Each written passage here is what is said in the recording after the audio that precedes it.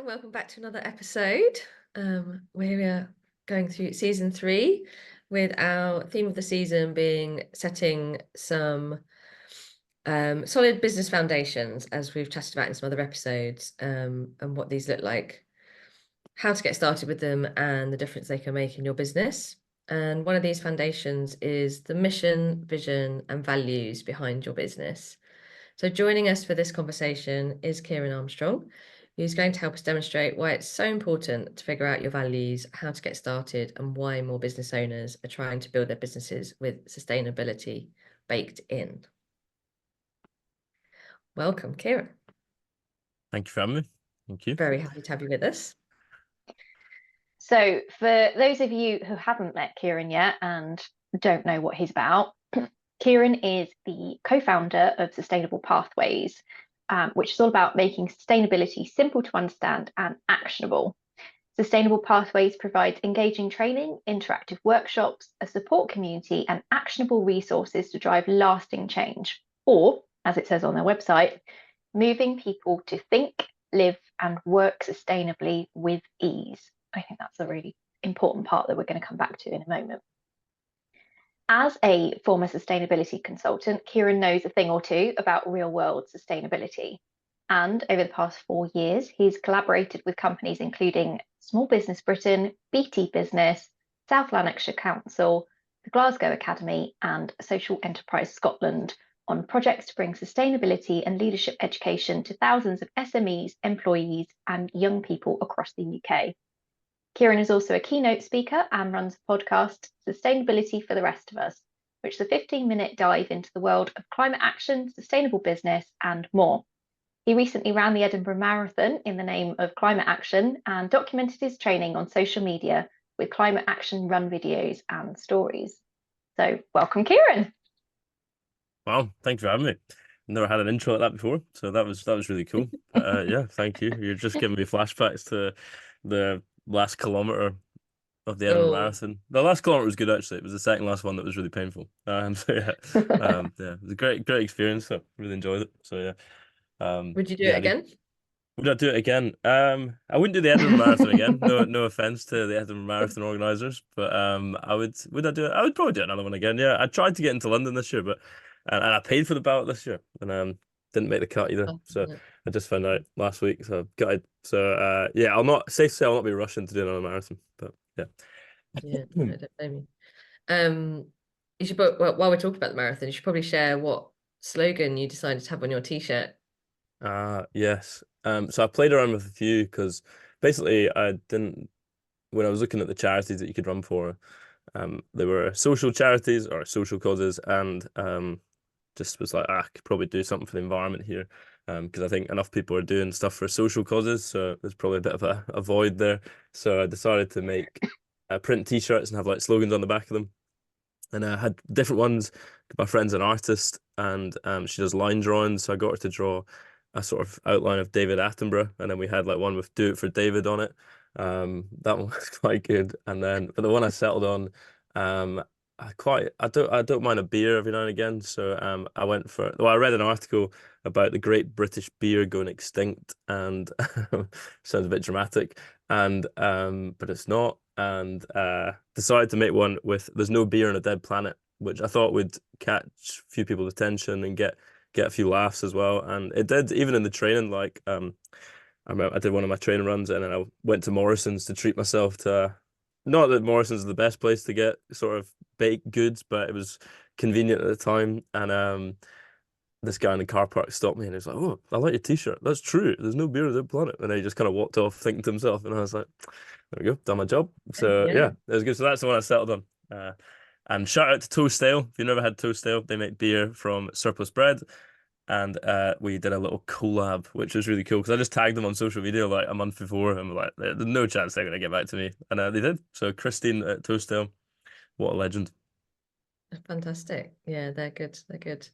I love that, the way, I guess that's, again, kind of probably going to come up later on, but how you take that kind of more positive and sort of fun stance, really, coming at sustainability, that it's not, you're not doom and gloom. You're not kind of like, the world's going to end. Actually, it's like, what's positive about it? And interesting ways to engage people, because that is something that is going to grab someone's attention more than other things. And I love the way you kind of trialed the different t-shirts to see what kind of got reactions, and getting people to think about it in like a slightly different way, which is really cool.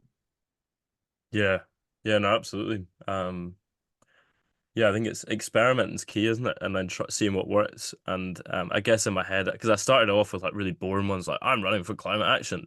I'm like, no one cares about that, Ciaran. Like, no one's interested. And then I'd have like burn calories, not carbon. That was my first one, which was kind of tongue in cheek, but still, it's not a bag of laughs, is it?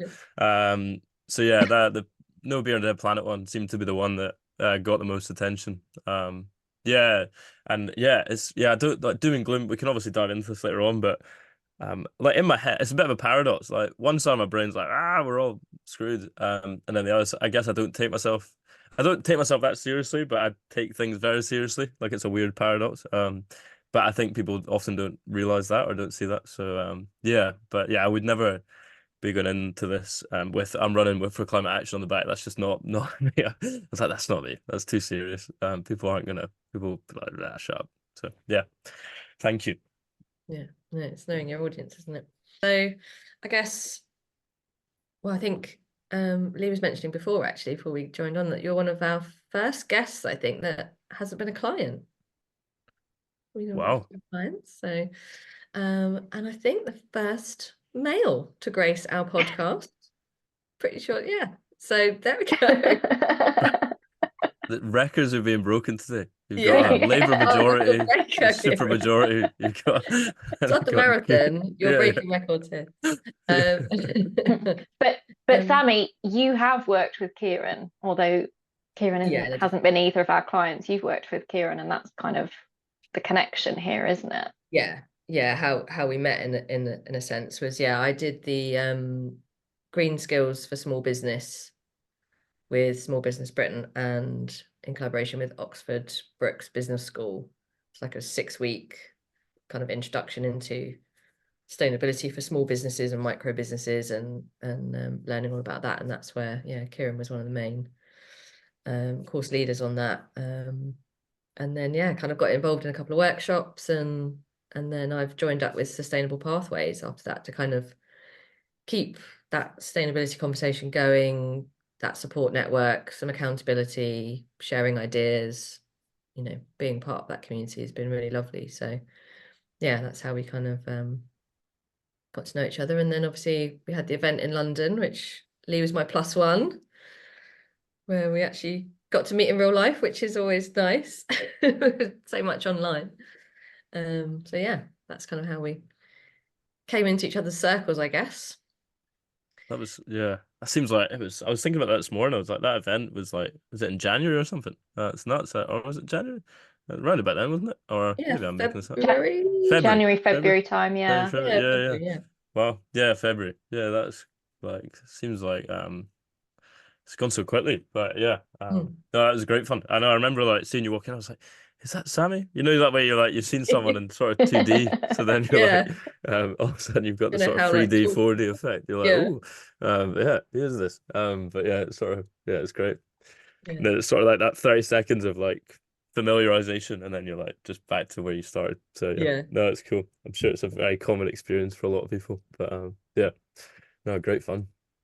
Yeah, and we got into a random, deep and meaningful, and ended up being the last people in the event space and actually physically kicked out and asked to leave.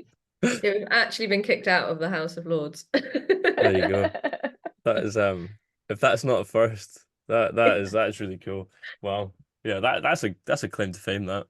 Hopefully they were nice about it. I actually got lost in the House of Lords, so I was trying to get out. I was trying to make my own way out, and I couldn't find out. And, but luckily the police were pretty sound. Yeah, it's an experience. Good times. But after that, we were determined to have you on the podcast. We will be away. There'll be so much good stuff to chat about. So it's great to get you here today. No pressure. Yep. No, I'm looking forward to it. And how much of a role do you think sort of aligning your values plays in building your business? Yeah. Yeah, it's a really, really interesting question. It's weird. Like, I don't know if we, like, when we started Sustainable Pathways, we ever like explicitly, did we explicitly think about our values?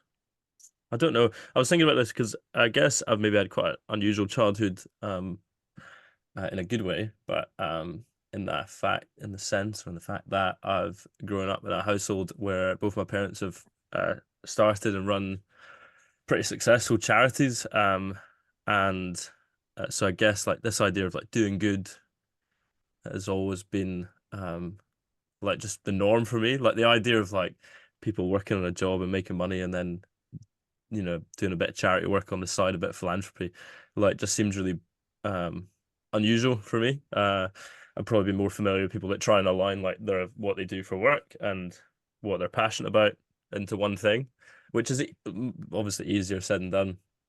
Um, but yeah, that's sort of always been ingrained. So I guess I wouldn't have thought to. I was just always like, oh, just got to find something you're passionate about and then try and do something about it. That's just how you do things. Not realizing that maybe when I take a step back and look at other friends and other people that I've met throughout my life, that's not their experience growing up, and so that's quite unusual to get your head around. Like that's just yeah, it's quite bizarre. You're like, why would you work and not then do yeah?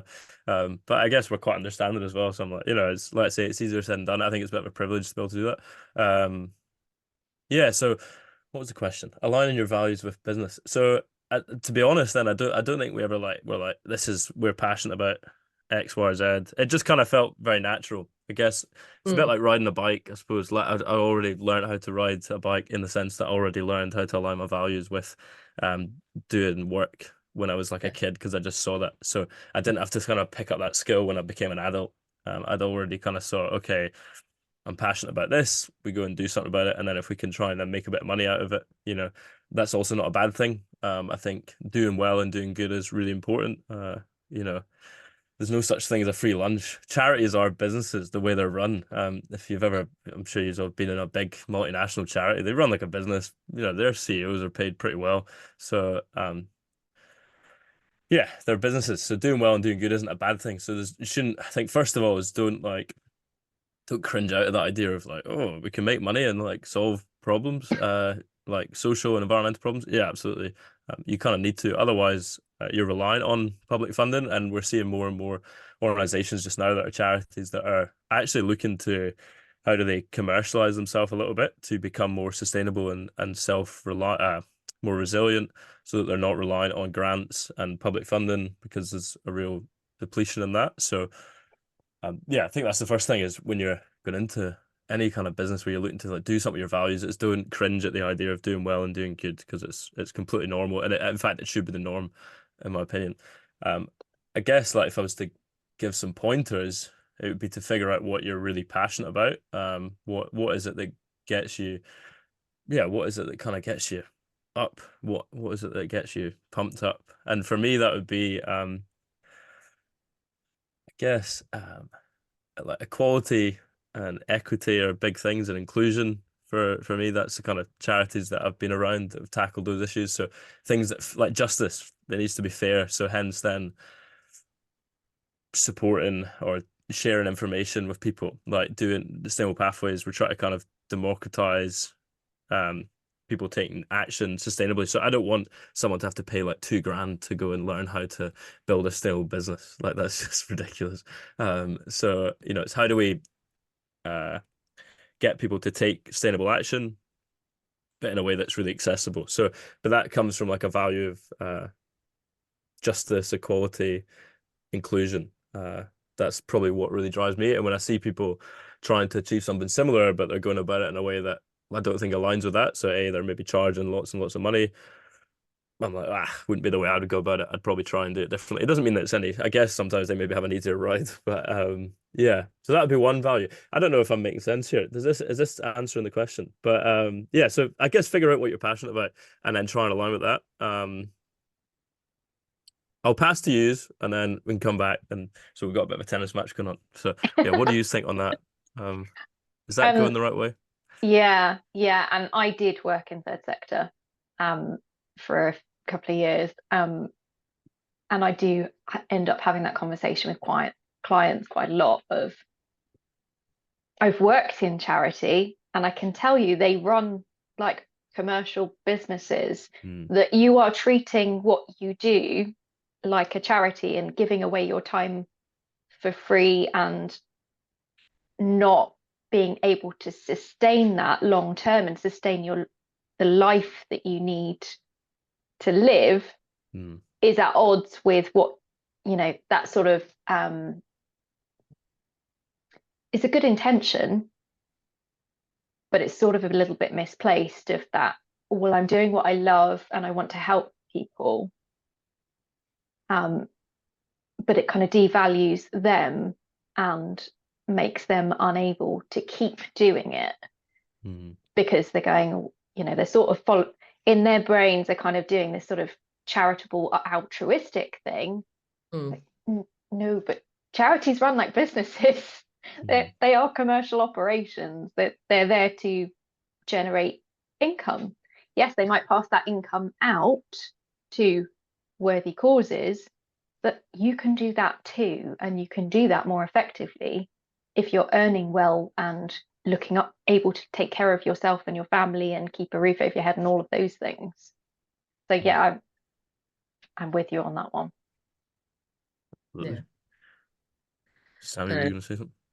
No, I was just thinking like how it kind of all sort of ties in a way, because that's one of the things that I loved about the workshop I did with you, and looking at we might be jumping ahead a bit, but like the impact assessment, looking at sustainability, and actually how most people, when you hear sustainability, will think about, you know, recycling and energy consumption and those kind of typical things. But actually what I loved about that was looking at that you need to have fair work practices for yourself, like as a micro business owner, and that, you know, your business needs to be profitable. It's a benefit to society, and to yourself, and what you can then do and the impact you can have if you are profitable and running you know, that your business is sustainable in terms of that, that it shouldn't be like a kind of, it wasn't a light bulb moment, but it shouldn't be something that's kind of like, someone's giving me permission. But in a way it sort of felt a bit like that, like, oh, it's actually part of, you know,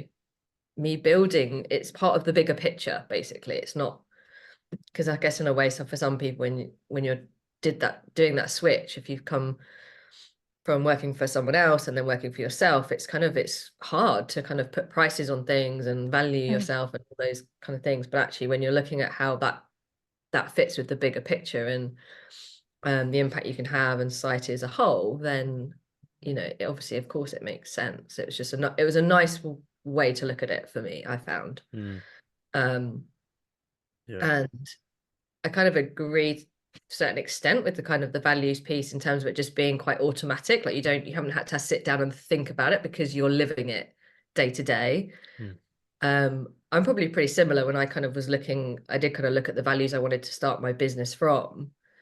And it was like, well, they're one and the same. Like, me and my business values are literally the same. And I kind of came from a place where in my previous career, it got to a point where I was so away from my value, the business was taking me away from my values so much that I actually ended up feeling quite ill in the end, because it was so against what I stand for as a person that it got to an unbearable point. And so breaking away from that and actually setting up my own business, it was like, there's no option other than it needs to align with my values. Like, there's no way I'm going to do this, and it has to be part of it. And then obviously, as that's grown, looking at other things that I can do and have impact. But yeah, like, I kind of probably come from a very different background. I didn't have your upbringing. I think your family sounds so inspiring, but I totally understand that kind of where it's almost like automatic. Like, why would you not, basically? But obviously, we see businesses run that don't necessarily have, you know, those core principles. So it is nice when you do see a business putting their values at the front, because then you kind of, you know whether you're aligned, and is that a business you want to work with, collaborate with, buy from, you know, support, for those of us that kind of care about that kind of thing.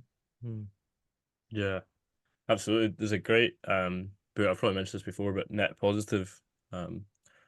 And it's probably written, it's not really a great book for like smaller businesses. You could read it and like extract lessons from it, but it's written by like Paul Pullman, who's the CEO of Unilever, and Andrew Winston, so who's like a sustainable business guru.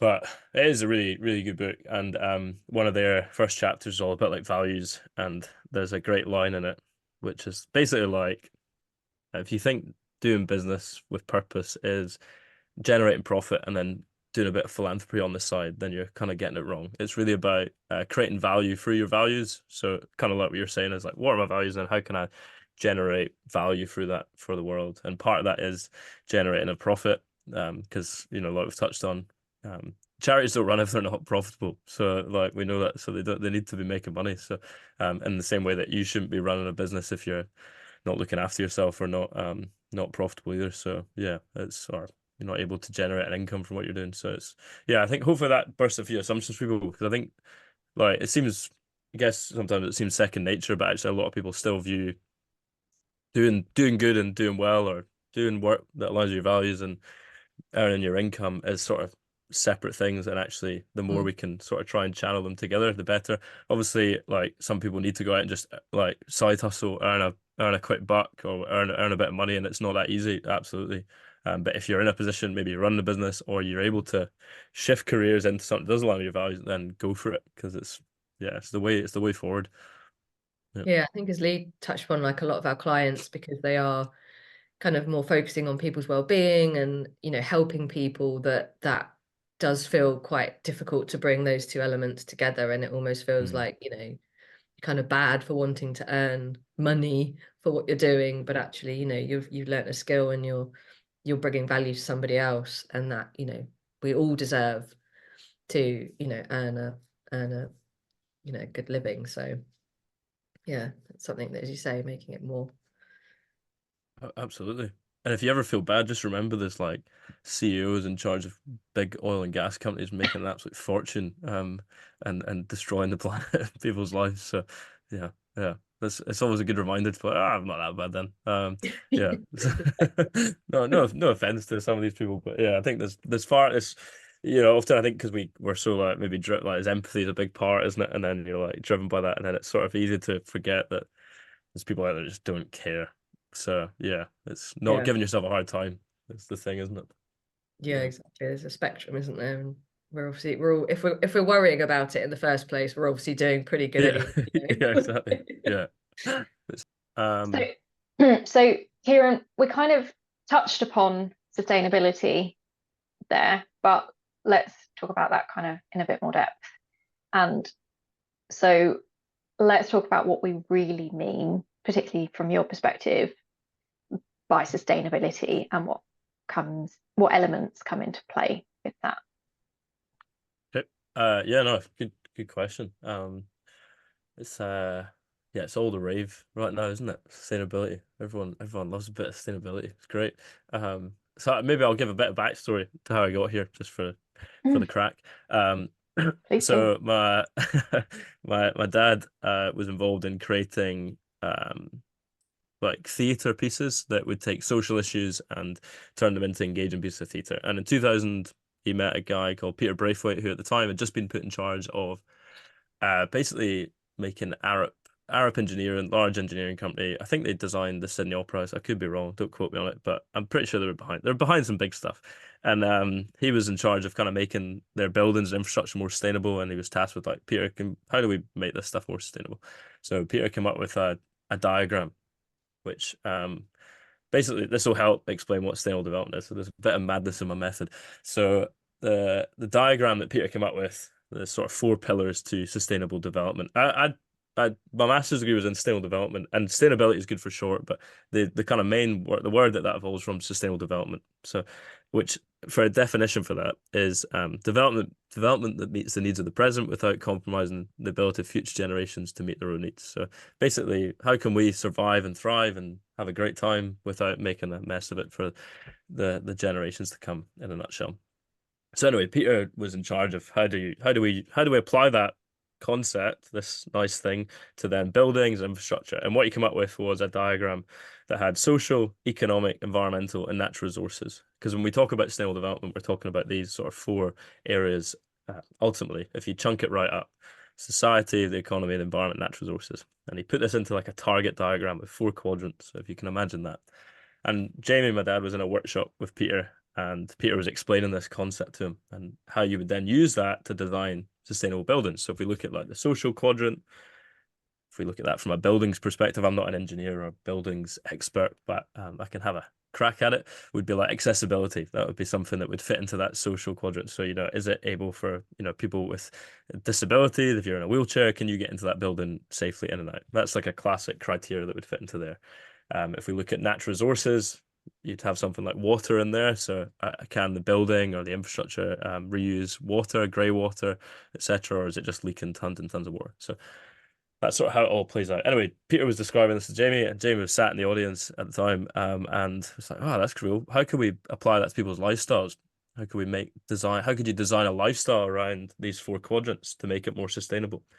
And to cut a long story short, that then led to creating a piece of theatre called Spear. The tool that Peter had come up with was a tool called Spear, and the theatre piece was then called Spear the Game Show, and it had sort of African dancers, there was vert ramps, there was BMXers in the background, there was a sort of band, and they would pick someone out of the audience and they would ask them. The person was planted, but it obviously wasn't that obvious to begin with, and they would sort of bring someone out, and they would have to stand on a Bosu ball. Have you ever seen a Bosu ball before? No, it's like a sort of a medicine ball. Is that the one? The big sort of big round balls that maybe you do like yoga classes with and all that. All right, yeah. Yeah. So a Bosu ball is that, but halved. So half of it is flat and the other half is like the medicine ball. And it's quite good for like balance, right? And so on this, then it gives you that sort of circle, and they drew this sort of target on it. So the 4 quadrants: society, the economy, the environment, natural resources. And the person at the audience would have to stand on this Bosu ball, and they would ask them a question. So, for example, a social question, the one that we were just chatting about. You know, how do you look after are you good at coping with stress and anxiety? How have you got kind of ways of dealing with that, or are you kind of not so great at coping with levels of stress and anxiety? That's a social question. So they would ask this person, and if they weren't good, then they would sort of have to lean quite far out on the Bosu ball, and then ultimately they would fall off it. And that was kind of what would happen in the game show. And then whenever the person would fall off the Bosu ball, which was all kind of manufactured for entertainment purposes, then the BMXers in the background would also fall off their bikes, or if it was an inline skate or a skateboard, they would also fall off, and it would create this whole crash. Now these people are like absolute pros, so they fall off, and it's like by design, like they're not actually having an accident. I don't. You asked me what sustainability was, and I'm taking you off some rogue tangent on a game show. But it's an This is an what we brought you unorthodox. here for. Yeah, sorry. An unorthodox explanation of what it is. So this is all going on. This is my introduction to sustainability. But for me, it was just so I kind of really got it. I was like, okay, I get what sustainable development is, or what sustainability is. It's about balancing. It's about trade-offs and balances between society, the economy, the environment, and natural resources. And ultimately, it's about making decisions that optimize those 4 areas. So, and recognizing that they're interconnected. I get quite frustrated at the moment when you see people go like net zero, which is like sort of carbon emissions. Oh, that's our main thing. We need to reduce carbon emissions. Yeah, we do, but that falls into like the environment. But the way to do that is also through like social. There's the social issues that we can't just kind of completely sack off oil and gas and then expect the people that are working in there just to, what do we do with them? Because then we just have like the coal mine situation over and over again. So we need the whole just transition, right? Is how do we get people that are in that sector to then retrain and go into another sector? So we do need to sack off oil and gas, but we need to do it in a way that's just. So then you've got that social quadrant. Because if we just went down the environmental route, then we're going to have all these social issues that are going to appear. So fundamentally, sustainable development is about the trade-offs between those 4 areas. I hope that makes sense to anyone that's listening. Otherwise, you got a semi-interesting story about a game show and a Bosu ball. So, We're all worried that people have broken an arm or something. No, I think that explains it really well, in that sense of there are trade-offs, and as you know, and I came up in the course that I did with you a lot, was that, you know, there is no perfect solution, you know, and we're human, we're working through this, and we're tackling it. And you know, just it's very simplistic to say like, oh, we'll just stop using that, or, you know, this, that, and the other. And it's like, what is the impact? And I think that's just such a good way, because it shows obviously so many things are interconnected.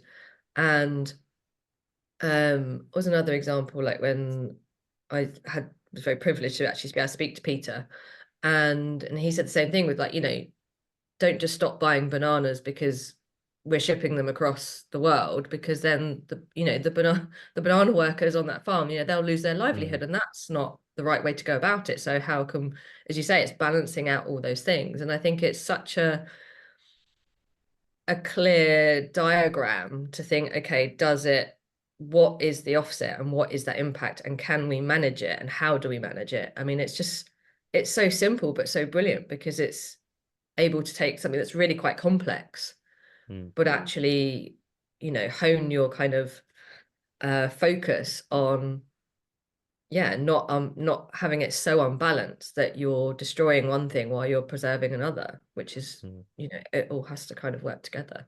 So I think it's a really brilliant way to kind of work out, is the offset worth it or not? And sometimes it is, and sometimes it isn't. And so, okay, what's the alternative? And can we be creative about that answer or that solution? Probably, yeah, instigates a lot of creative thinking, I imagine, with how do we solve this problem, which is what we need in abundance. Yeah. And that acceptance that there are multiple ways to solve a problem rather than just one way to solve a problem. I'm so glad that you brought up the trade-off thing, Ciaran, because I don't think enough people are acknowledging and talking about the fact that it is a trade-off. It's possibly not as warm and fuzzy and immediately gratifying, because it does mean that you need to give it a lot more thought and figure out what your balance is. And everybody wants a silver bullet and a quick fix, but there isn't one fix or one quick fix. It's a series of changes and adjustments that people need to make. Yeah, no, absolutely. And a phrase that often gets banded around in sustainability is like, what are the unintended consequences of that action? Yeah. So, Yeah, if you, like you say, the banana ones, that's a good story. You know, if we all just kind of stop buying bananas, what's the unintended consequences of that?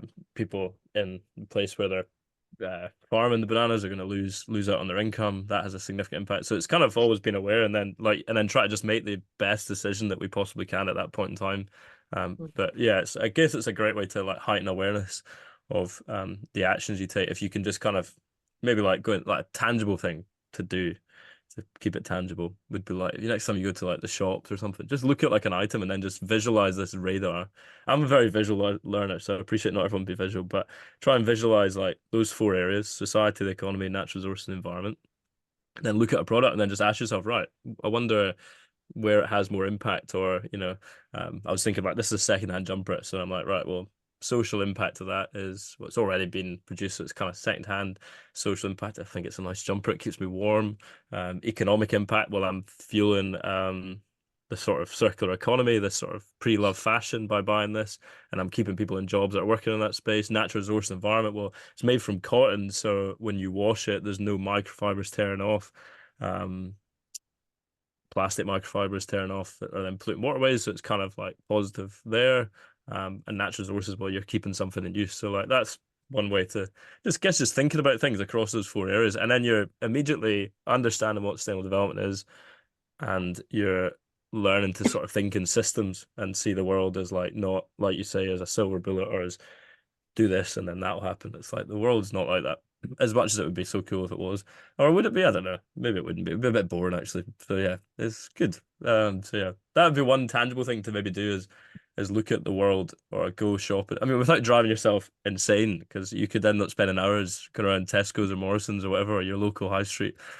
You know, get this diagram out and sort of, no, I'll not get the grapes today. But yeah, I think that would be sort of a cool thing, and it helps you kind of understand what sustainability is all about. Yeah, I think it brings in a much more rounded view of it than what we maybe see just bandied around or in the media, or kind of what people are focused, like you say, like net zero and things that people just really hone in on. But actually it's a much broader picture, brings in so many more elements. Absolutely. Interesting. Yeah.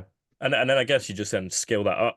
That's kind of where the game show comes in, because that was like at an individual level. So that was like, how do you design a sustainable lifestyle? And it was all about getting people to think about sustainable development at their lifestyle level. But if you think the original one was, how do you design a sustainable building? So the questions you ask are going to be different, but the principle's the same. So then you go, right, that's me thinking about sustainable development at a lifestyle level. What would that look like at my household level? What would that look like at the company I work with level? And then what would the questions I would ask in those different areas? So like I was saying with the buildings, you're thinking social, like accessibility is one thing.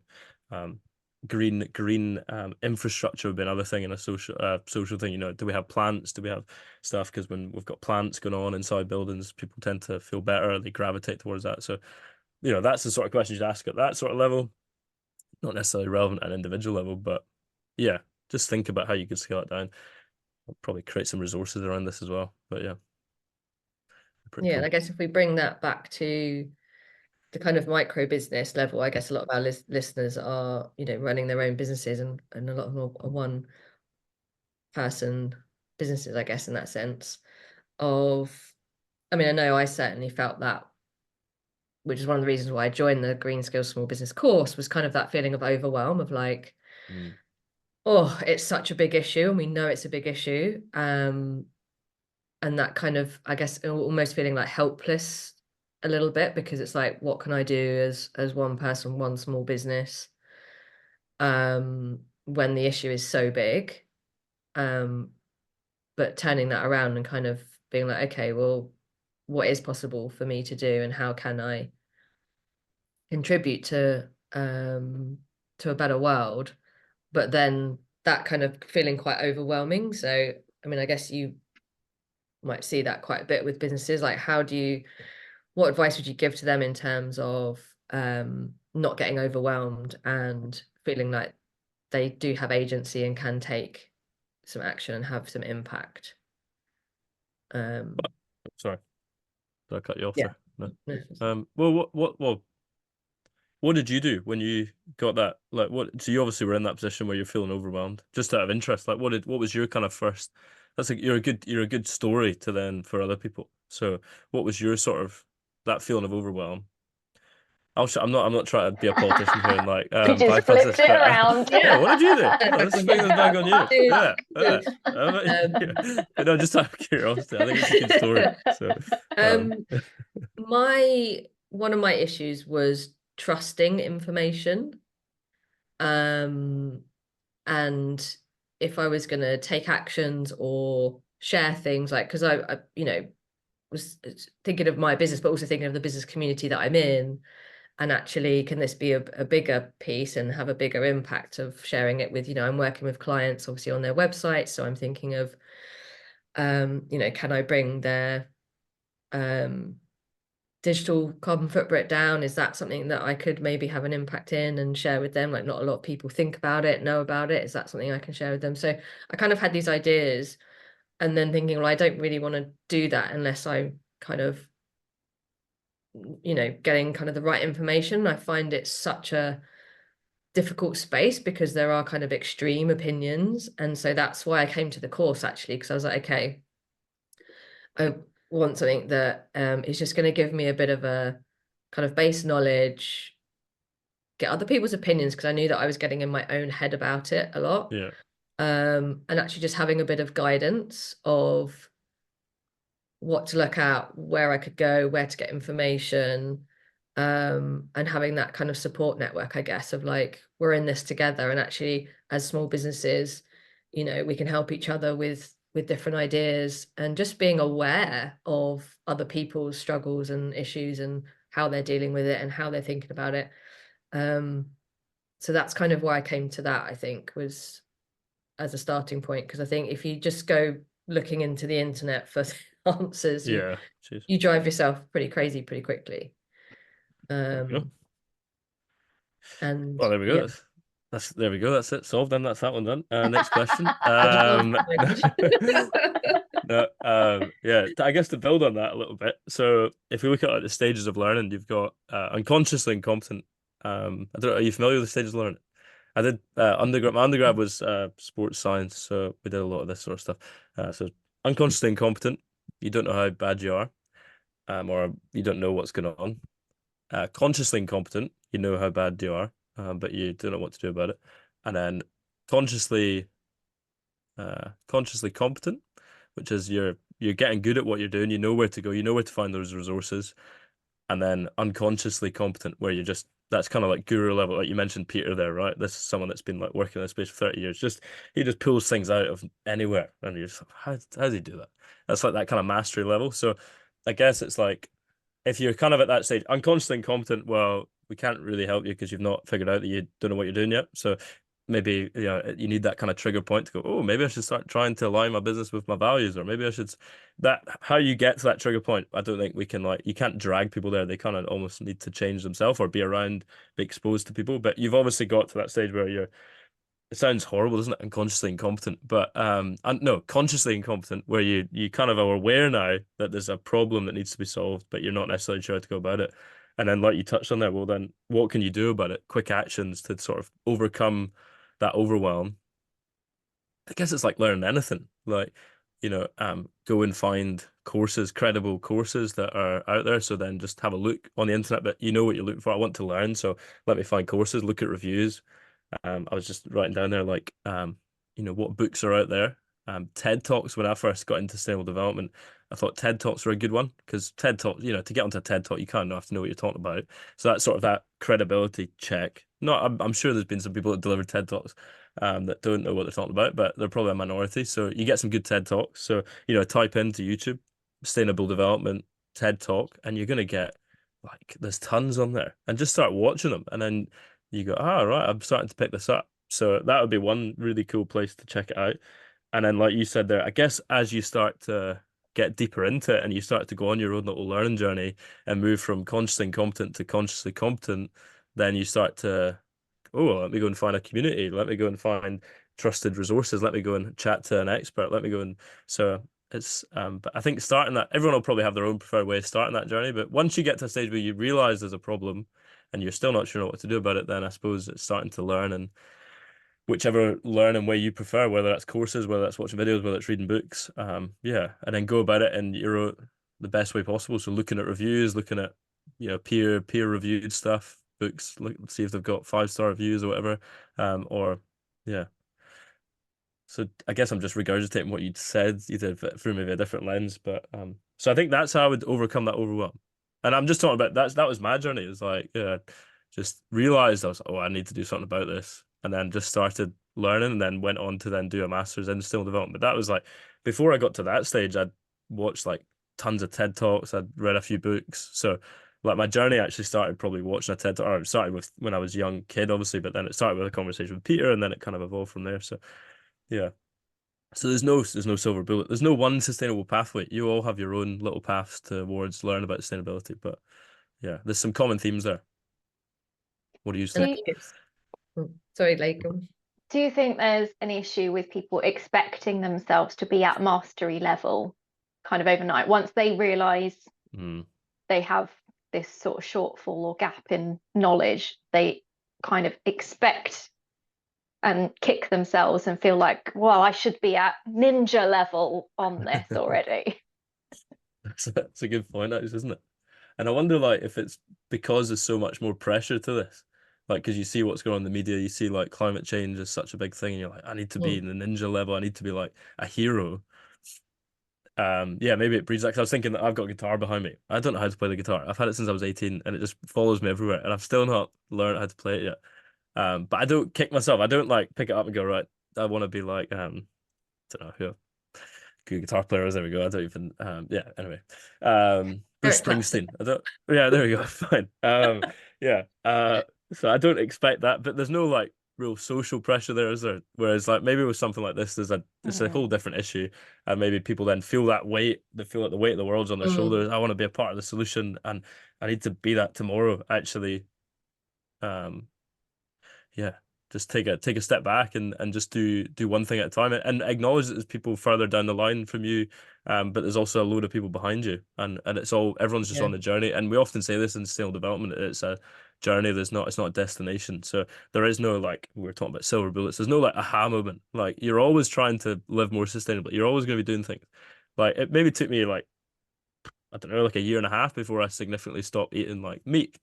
For example, I like would adopt like a flexitarian diet, but yeah, like I didn't.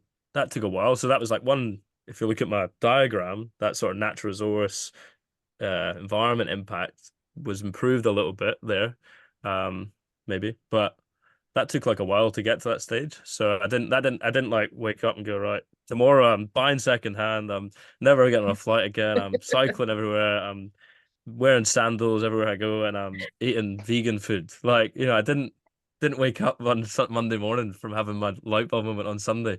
It's like, I don't know, I'd have to trace it back, but I think that, yeah, so Yeah. I think you're right. I think with this sustainability stuff, there is that pressure to be the ninja.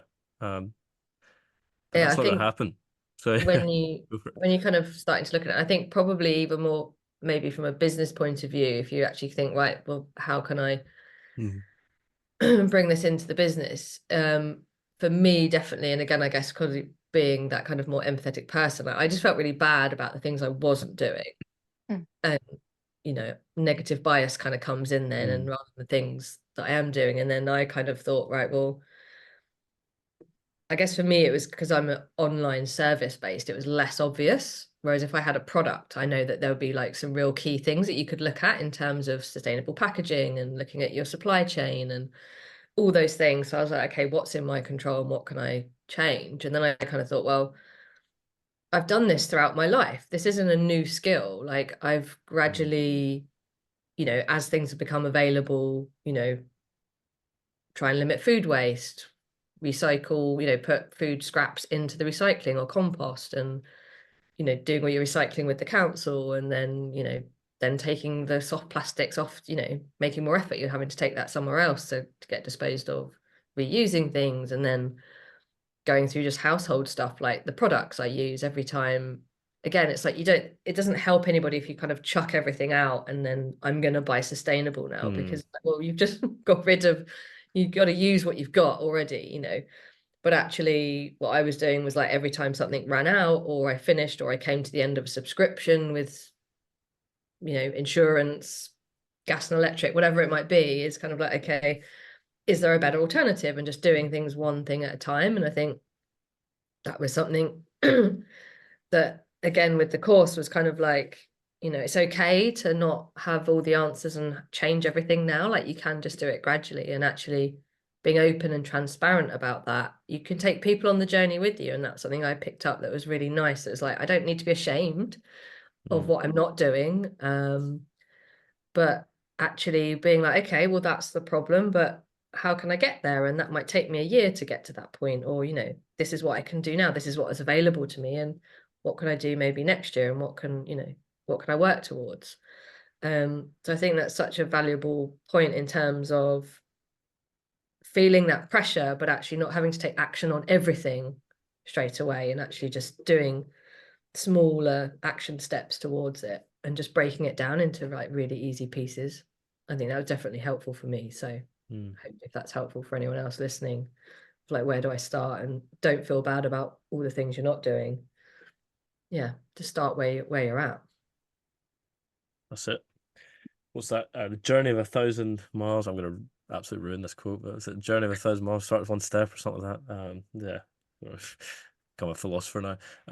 Yeah, but no, that's it, isn't it? It's just starting one step at a time, and yeah, and then you'll get quicker as you go. Like I think that's part of it. You start to go, okay, start to as you I guess it's pretty slow to begin with, isn't it? It's like learning any new skill or changing something. Change can happen really, really slowly, and then it starts to happen quicker. So you start to build up that momentum as you go. So it's not also not thinking that it's going to take me years. I'm just one done.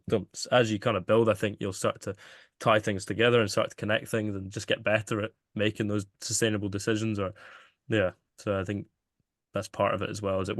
It's not going to be like slow and painful the whole way, like, but It kind acknowledging of it is a bit follow. of a journey.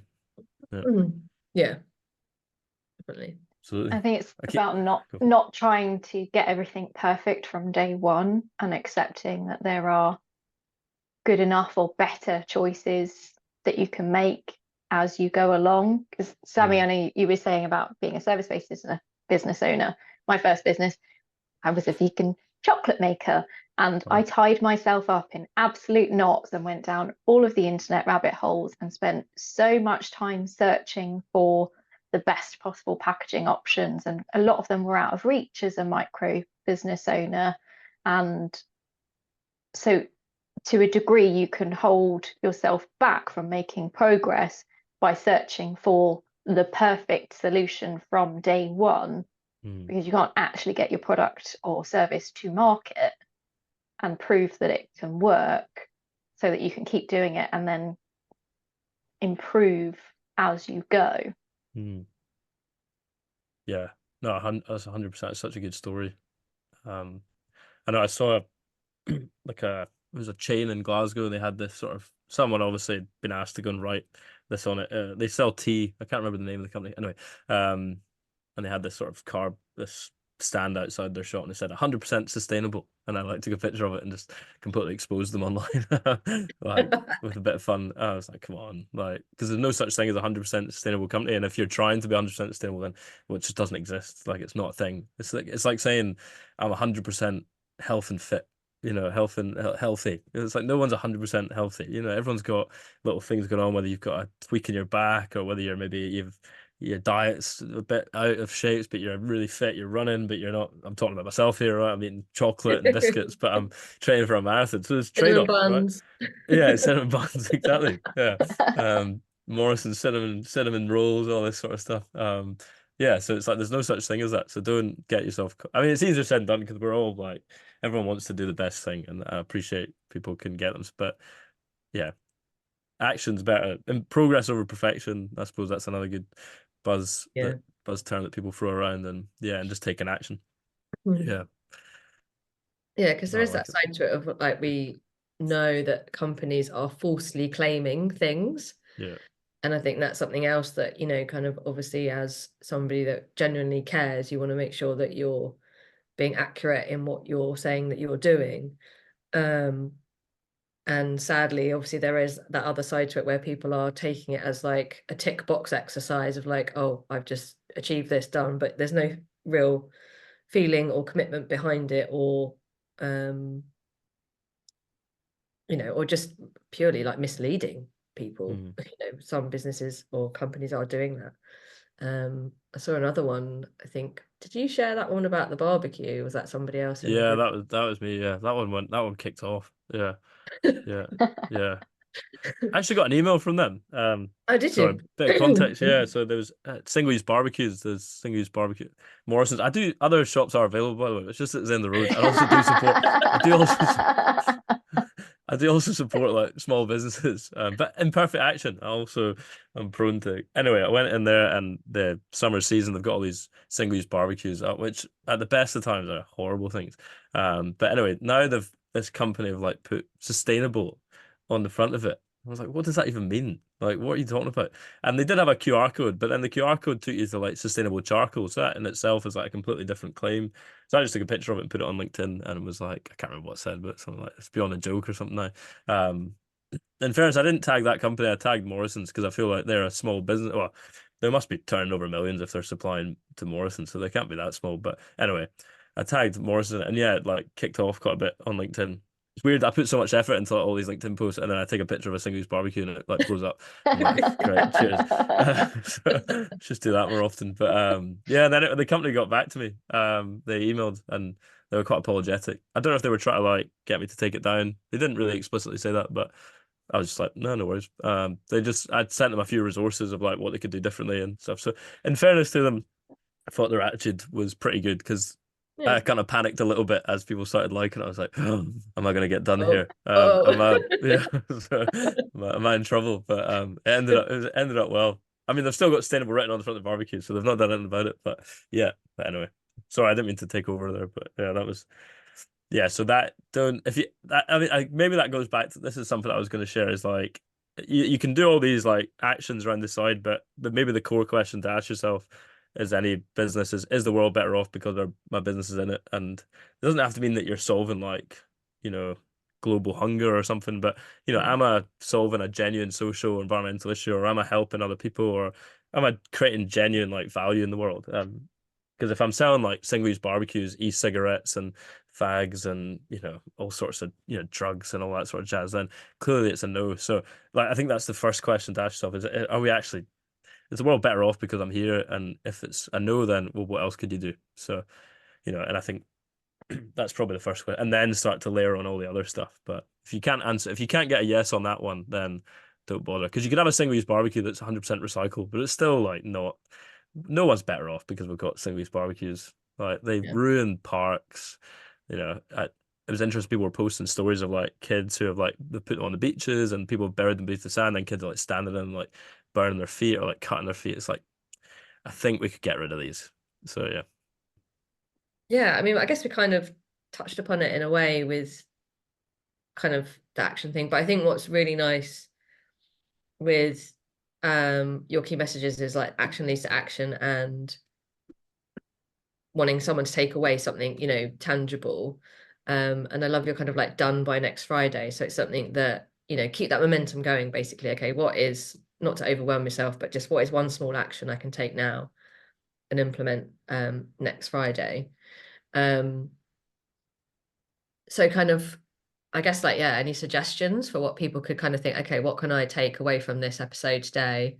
And what action could I take by next Friday? And we'd love to hear from listeners if they've, found this really useful, if they've taken something away, and obviously be amazing to hear back, like if people have taken actions by next Friday and what they were, and we can feed that back to you. But yeah, any thoughts on what action someone could take? Well, let's give a couple of options, because I guess it's hard to know where people are at and like what gets them going. So maybe go back to like the start about the values one, is just sit down or stand up and just get a bit of paper and write down like what your values are, what like is important to you. So for me, it was like justice, equality, inclusion, fairness. Those are things that I really value. And then how do you then bring those into what you do? So maybe that would be one thing you could do by next Friday, is get yourself a cup of tea, coffee, and just sit down and have a think, or maybe even sit down with like a friend, or if you've got a business partner, or yeah, that would be something to do. And then just see where it aligns with what you're doing. It's quite an easy task to do, I think. Be quite thought-provoking. Maybe another one, since we mentioned it, going back to your story of how you kind of overcame that overwhelm initially, was starting to learn. I guess one really simple thing to do is just go onto YouTube and type in sustainable development TED Talks, or sustainability TED Talks, or sustainable business TED Talk, or climate change TED Talk, or anything that, any kind of buzzword plus TED Talk, and then just sit and watch a couple of videos and just see what you learn from it, and then let that take you down a rabbit hole for a couple of hours. You might then go into, or not a couple of hours, but however long you've got, and then just kind of go with the flow there. That's something that you could do by next Friday for sure.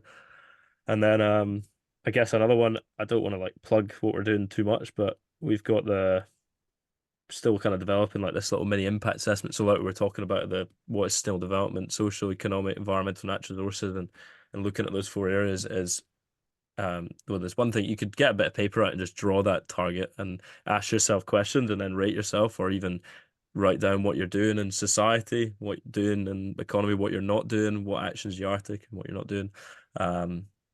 That's one thing to do. Or if you, what's that? Sorry, I didn't mean to talk over you. No. You've got that on Sustainable Pathways, like people could access that. Yeah, we'll put the link to that, like if they want to see the visual diagram, because they might not kind of grasp what you. Yeah, true, actually. Like how to, that if they've got an example of what to look at, then that'd be really helpful, I think. Yeah, no, that's it. So yeah, the other thing is, go on and do it online. It's like free to just go through it, and the benchmark, and then you'll be able to see like your visual impact of your business. So those would be like 3 things you could do by next Friday. And then obviously you listen to this podcast now, so that one's done. Yeah, I think that would be probably. There's listening to your podcast as well. Yeah, go on. No, I wouldn't. Don't listen to mine. Listen to. In fact, no. Listen to. I tell you what. Good episode on this is, because where this all come from comes from, the action stuff, is 2 books. One is Brave New Work, which the done by next Friday, or by next Friday, is the concept that's in there. Because basically, like, I guess we all have these meetings and then we all have a great chat and then we go like, and people don't do anything or they really do stuff. So asking yourself, what can I do by next Friday, then gets you to actually build that momentum. But the other thing is doom and gloom and like shoving that down people's necks and scaring people doesn't inspire change, doesn't inspire action as effectively as sharing stories, as doing actions drive actions. And that comes from the research from an individual called Dr. Chris DeMar, or DeMare. I don't actually know how to say his name properly.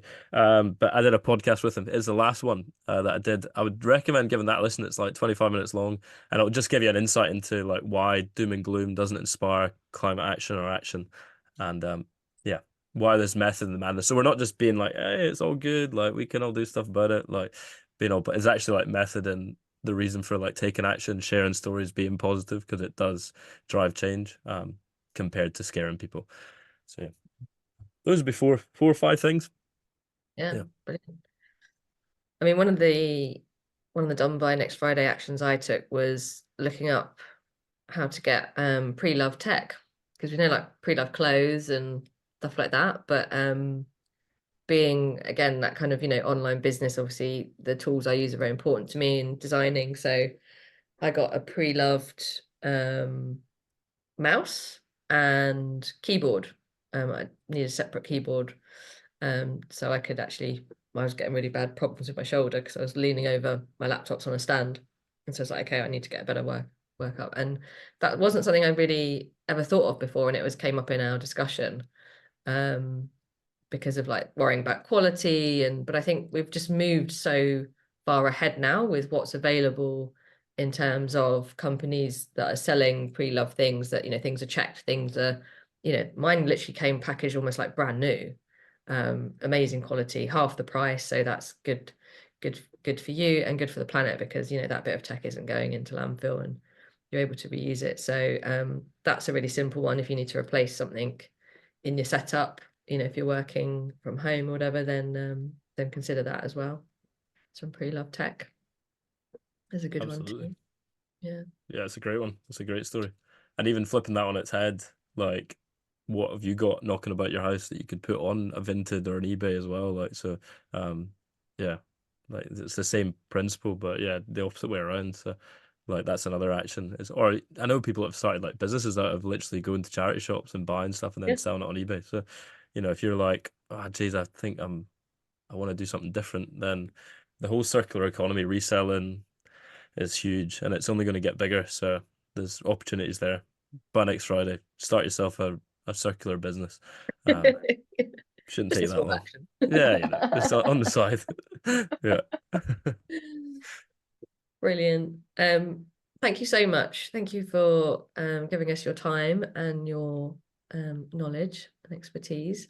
And yeah, we'll put links in the show notes for some of those resources for people to go and look at. And yeah, it'd be great if people have a look at the benchmark impact assessment and do that. That's free. So we'll yeah, get people thinking of those different quadrants. I think that's a really good one. No, thank you. Thank you for having me. Yeah, I'm gonna go and get myself a cinnamon bun now. It's Friday, so Blended. yeah, yeah. But yeah, no, thank you. It's been really good fun. Yeah, really enjoyed it. You're both very good at this. So yeah, looking forward to. I probably won't listen to myself, but I'm looking forward to sharing it. So yeah. Brilliant. Amazing. Thank you so much.